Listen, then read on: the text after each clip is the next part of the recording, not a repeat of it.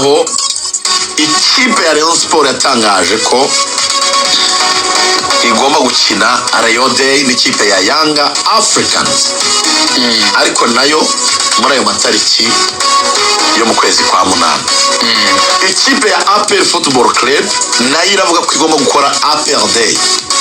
Iyo ntabwo ari APR Day ariko nta kibazo. None ni match ya gishuti gusa. Match ya gishuti ya APR Football Club yo gutangiza umwaka. Yego. Hari Super Coupe igomba guhuza ikipe ya Rayon Sport na APR. Yego. Iyo nayo iba kuri calendrier kandi igomba gukinwa mbere ko shampiyona itangira. Yego. Hari igiterane cy'abahamya ba Yehova ku rwego rw'isi kigomba kubera mu Rwanda. Ikoraniro Assemblée Nationale y'abahamya ba Yehova. Rigomba kubera Kigali mu Rwanda mu gihe cy'iminsi 3 cyane. Nabyo ni mu kwezi kwa munani mu ntangiriro. Abantu baribaza ibyo bintu bizahuzwa gute? Yego. Kugira ngo shampiyona itangire. Yego. Rey ikine na APR ikine na Super Coupe ikine. N'igiterane kibe. Kw'igiterane cy'icyo miliyoni zacyo agatogo zigera muri miliyoni 40 mu minsi 3. Zangane waziguyeho. Injira. Ibintu birakomeye, reka twitereke. Ubundi byashyuhiye hehe? Uwo bita Ali Kamwe akaba ari umuvugizi w'ikipe ya Young Africans yo muri Tanzania. Uyu ni umugabo ufite post cyangwa se inshingano zisa neza niza Ngabo Robin muri Rayon Sport. Ni umuvugizi w'ikipe ya Young African. Akaba ashinzwe n'itangazamakuru. Ko yahoze nawe ari umunyamakuru ukomeye cyane w'umuhanga. Ali Kamwe na lisansi se yo gutoza cyane. Uriya ni rafiki yanjye cyane. Ni umuhungu wanjye cyane. Uriya ni umwe mu banyamakuru hano muri Radio Rwanda twaranakiriye yaranogeza umupira ni mu bicyane. Ni umuhungu rwose wanyespiye kabisa, ndamwemera cyane. Ni muto kandi afite n'amafaranga. Akuzi ko buriya yamaze kudivorce. Kazungu Clever arambwira ati yamaze kudivorce ku myaka mike cyane. Kazungu rwose musuhuze nawe aramukunda. Uyu mutaramu rero aganira n'itangazamakuru yaravuze ati tariki 15 z'ukwezi kwa munani kuri asomisiyo Bikira Mariya ajya mu ijuru. Mwitegure nafite na konje bizari kuwa 5. Yego. Ukana ko abantu bakanota. Ni kuri asomisiyo. Yabwiye abafana ba Yanga ngo mwitegure abakatisha amatike y'indege muyakatishe. Uburyo bwa bisi tugiye kubushyiraho bubazana mu Rwanda ngo tutaenda Kigali kucheza na timu ya wananchi hapo Rwanda. Rayon Sport. Itariki 15 bo bamaze gukonfirma video. Ngabo yarayimaranye ibyumweru 2 kuva bakonfirma ko iyo tariki rero bazakina 15 2 ibyo bintu Ali Kamwe yabivuze mu byumweru 2 bishize. Mu byumweru 2 bishize. Oya, ibi ngibi yabitangaje nyuma, ariko bafite indi video bazapostinga ahamagarira abafana. Kuko bamaze kumvikana, president aramubwiye engineer ati kora ka video uzakohereza. Rayon Sport nayo yarashutinze ibijyanye no guhamagarira abafana kuzitabira Rayon Sport Day. Yego. Irabifite irabiryama. Yabifite mu bubiko nyine. Ariko abanyarwanda mwumva ahantu ubwenge buri. Muri Tanzania abanyamakuru barimo gusohora ibintu by'uko bazakina na Rayon Sport ku itariki 15 mu Rwanda, bashishikariza abafana gutangira kwitegura urwo rugendo inaha bitarasohoka. Mu gihe Rayon Sport ari izakira umukino itarabisohora. Umunyamakuru nafashe telefone muri iki gitondo mpamagara Ngabo Robin akiryamye, ndongera ndamucokoza akiryamye, ndamubwira ni Ngabo ugomba kumbwira ibintu bimeze. Amoka baya masifiriya. Ngabo arambwira nta bintu ufite nagutangariza, njyewe bibaze president wanjye agutangariza. Kandi ni president twaravuganye ambwiye ko ari tariki 15 nyuma banambwira yuko ngo byajya 16 ariko bongeye barabatoya ni 15 naga 16 bazakina kuri 15. Icyo kibe azaba kuwa 5 umunsi wa konje, azaba kuwa 5 umunsi wa konje asomisiyo kuwa 5 no bari sawa. Azaba ari konje. Nashyizeho icyo rero bita za nzego za rugangura ziperereza muri federation muri Rayon n'ahandi. Ndavuga ni ngomba kumenya tukire idatangaza kandi ikipe ya Yanga yatangaje. President wa Rayon garanti na federasiyo imubwira ngo komeza utegure ku itariki 15 muzakina nta kibazo. Ariko babivuganye mu magambo na perezida wa federasiyo, hanyuma ntabwo bari bamuha ibaruwa. Reyo yanditse isaba stade ku itariki 15 z'ukwezi kwa munani. Uko bigenda rero muri protokole Rugangura, we nka Rayon Sport wandikira federasiyo usaba stade, federasiyo nitaro riyo baruwa ikayiha ministeri kuko niyo nyiri stade. Ministeri ikakonfirima ikabanga iyo tariki nibyo nta kibazo bazakine. Ibaruwa ko yageze muri Ferwafa, ko mbizi neza ko perezida wa Rayon Sport iyo baruwa yanditse yageze muri ministeri ya siporo, ko mbizi neza ko kugeza kuri ku itariki 15 nta kindi kintu cyari cyishyura. Wenda ngo tuvuge ngo nibiri wenda by'abahamya ba Yehova by'ikoraniro ryabo rizaba ku itariki 8, 9 n'10, kuki atabiviwaro muri ministeri ikonfirima Rayon Day ku itariki 15 muze muri Ferwafa ibwire Rayon ngo konfirime azakina 15. Iyo ni direma ya mbere. Aho hane y'ubwoba, iryo ni yobera rya mbere. Iyo ni yobera rya mbere. Ubwoba bwanjye ngiye kuvuga kare. Yaryo bita ishidika. Wowe uri kumwe ko muri Tanzania bakonfirmye ibintu. Ariko Nyarugenge iba wimaze icyumweru muri Ferwafa no muri ministeri yagezeyo.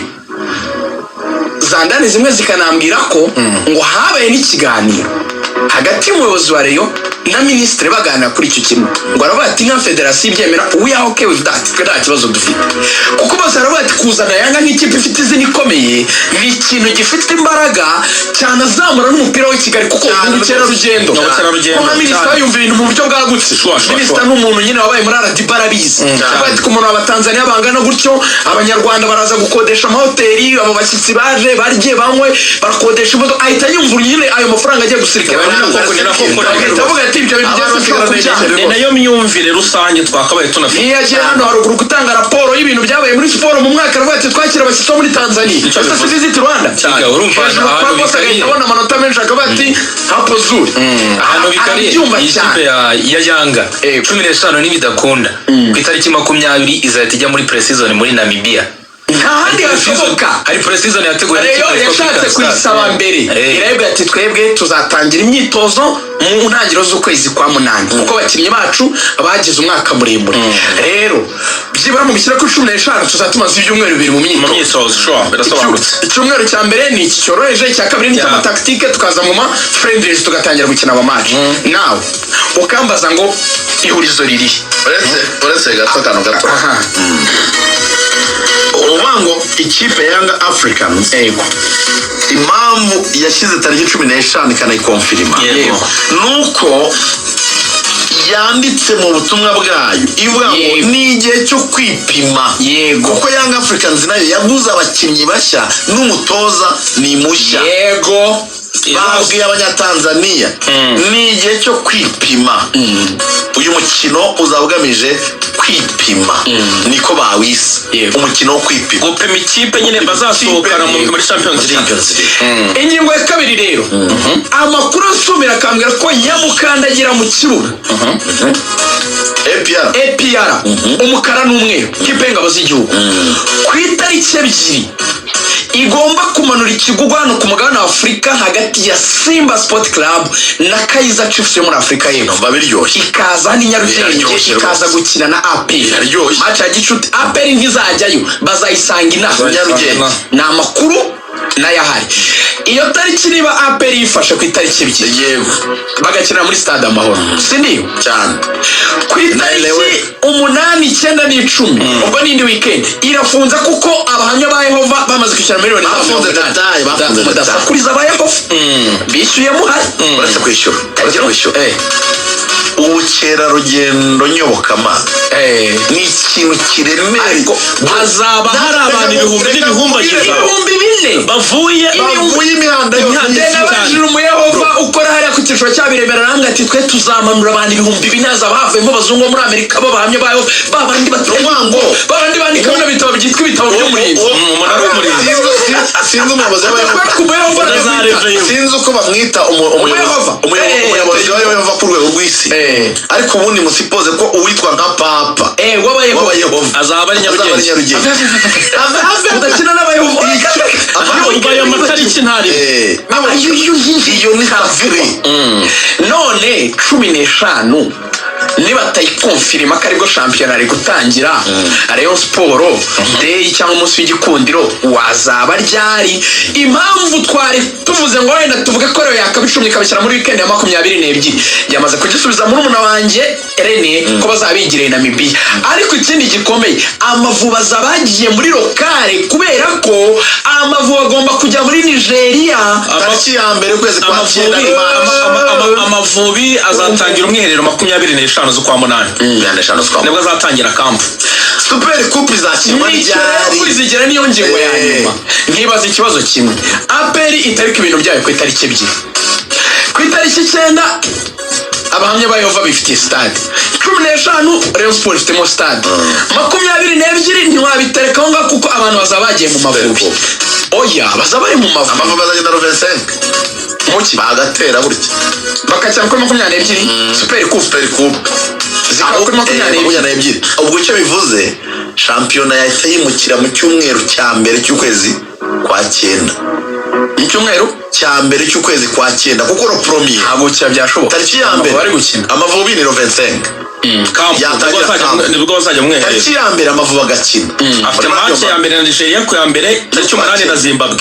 z'ukwa 9 tariki 8 agakina na Zimbabwe bivuga ngo icyo gihe shampiyona yahita yicuma igatangira nko muri 15 z'ukwezi kwa attention kuri muri aya matariki ni nabwo Champions League na Confederation bizaba birimbanyije ko ama equipe azasohokera igihugu Rayon Sport na APR rero reka njye mbabwire uko ibintu biteye abagute ryari mu buryo bworoshye tutagiye ku ruhande tudaca ibintu ku ruhande umuntu wo gukemura ibi para amagorane n'umwe ni federation